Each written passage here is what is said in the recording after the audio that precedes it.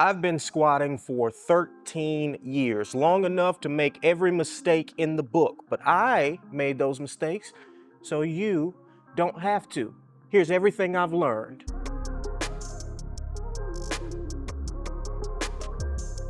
First, don't try to force yourself into a particular technique. I'm putting this first for a good reason. I wanted to have a squat form that looked more like an Olympic lifter's instead of a power lifter's, but no matter what I did, I just couldn't pull it off. That totally upright ass to grass looking squat. Even if I put weight on the bar and just sit at the bottom of the squat, this is as low as I can go. But then I came across this one video from Tom Purvis and it changed everything. Two, there are also structural variances amongst people. The segmental proportions, where someone could, in proportion to their femur, have a really short tibia, or in proportion to their femur, have a really long tibia, which will influence things very differently. So right now, let's take a look. If I put a very short tibia on this person, you're going to notice that their ability to squat down starts to look like he's leaning really far forward. If this person's tibia was longer, they're just collapsing more. They're not necessarily leaning forward more, and that's going to totally change how it feels on their low back. And they might be going, oh, squats are all in your low back. Yeah, especially when you're built this way. Now, Tom Purvis is completely correct about this. A lot of your squat form will be dictated by your respective anatomical proportionality.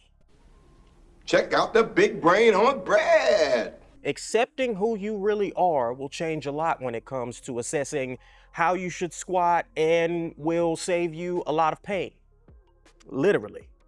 If you have a short torso and long femurs, then you should probably be squatting with a wider stance, more hinged forward. Long torso, shorter femur, more narrow stance, more upright torso.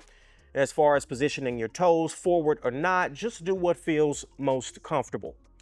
Again, there's no need to force yourself into a position that doesn't work well for you, which leads me to point number 2.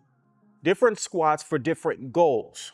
And now that we've accepted our bodies for what they really are, you need to ask yourself why you're squatting in the first place. This will let you tailor the exercise to your needs or even choose a different exercise altogether. Now, if you want bigger glutes, then the more powerlifting looking squat is excellent. Puts high stress on the glutes in a lengthened position. If you want bigger quads, then the Olympic looking squat is excellent. You get a very long range of motion at the knees. Take me, for example. I was squatting heavy for years, but was never really satisfied with my quad development. But then I came to the obvious realization that my knee range of motion just wasn't very long when I squatted. Since then, I've implemented quad moves that allow me to get full knee flexion and touch my calves to my hamstrings. And I'd say it's working pretty well. It's working. That vein was not there before. See it? Look at it. Damn, look at the separation. You see separation? I see some separation now. Man, it's all kinds of separation, man. While I think the back squat is an excellent exercise, it's not the only excellent option, especially when you consider what your goal is in the first place. The only case where I would say you absolutely must back squat is if you just want to get stronger at the back squat. Now, if you are going to squat, how do you know what to do set and volume wise? Now, this is pretty simple. What I've learned to do is to start with the goal. If the goal is strength, 3 to 5 sets, 2 to 6 reps. If your goal is muscle growth, then any rep range between 2 and 15 will work pretty well, so long as you train to near muscular failure. If you are going to train on the heavier side of things, just pay attention to how your joints are feeling. Muscles can handle a beating, but joints generally cannot. Here are some techniques I picked up over the years. Obviously, quarter squats are a no-go, but going too low is a no-go too. Here's what you can do to check whether you're going too low or not. Try performing a squat in front of a mirror and watch your butt. When you see your butt starting to curl, this is too low. This is the dreaded butt wink you might have heard of. Basically, your lower back is rounding, which causes your butt to tuck. We definitely don't want to round the back with a load on top of our spine. We also want to brace. Now, basically, using your breathing to support your upper body. So think of it kind of like this. While squatting, your torso is kind of like a soda can. Consider how hard it is to crush a soda can when it is full.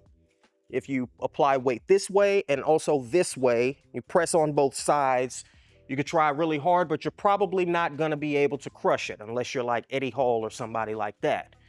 Again, this is how your torso functions during a squat. The downward force is the weight, the bar. The upward force is coming from your legs.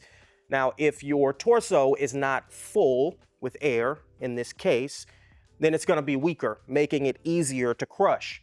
And this is why you'll see some people hop on a leg press and throw 4, 5, 6 plates on it, be able to lift it no problem, but they step over into the squat rack and they struggle to squat 225 pounds to depth. It's because the legs are strong enough, but the torso is not rigid enough to get all the strength from the legs all the way to the bar. Your torso is acting as an in-between these two forces. Now, low bar or high bar doesn't matter a whole ton. Base it on what's most comfortable for you. Muscle activation for both is pretty similar. Feet can be pointed either direction, like I said earlier. Again, just don't force it. Figure out whatever is comfortable. But speaking of feet, one more cue that I got during my powerlifting days that I continued to use while I was training people was, imagine your feet to be eagle claws or bird talons or whatever you want to call it. You got 3 points of contact. So drive your pinky toe and your big toe and your heel. Imagine you're clawing all 3 of them into the ground and then twist outward as you're squatting. This is going to create some more torque at your hips. The more torque you can generate through your joints, generally the more stable you'll be and the more you'll be able to lift. Knee valgus is also a thing that people are always concerned about.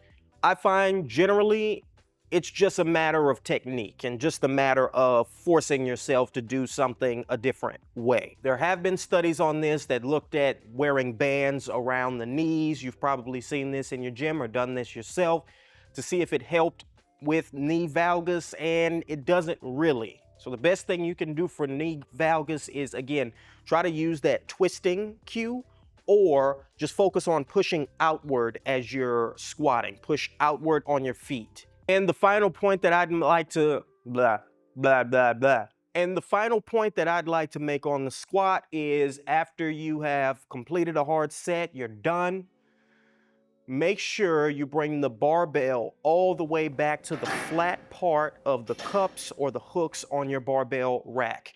Press the bar firmly into that flat part, pause, and then sink downward. What I've seen countless times is a person will stop, lean forward, and then try to reach the bar one side at a time into the hooks. And God help you if you miss. If you miss and you're already fatigued and the weight is heavy, you got a serious problem on your hands.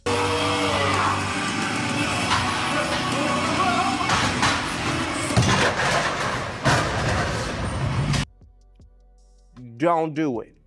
That's it for today's video, folks. Thank you for listening. If you have any more questions about the squat, please let me know down in the comments. I tried to give a pretty all-encompassing take video on the topic, but there's definitely going to be stuff that I have missed. So any other questions, please let me know.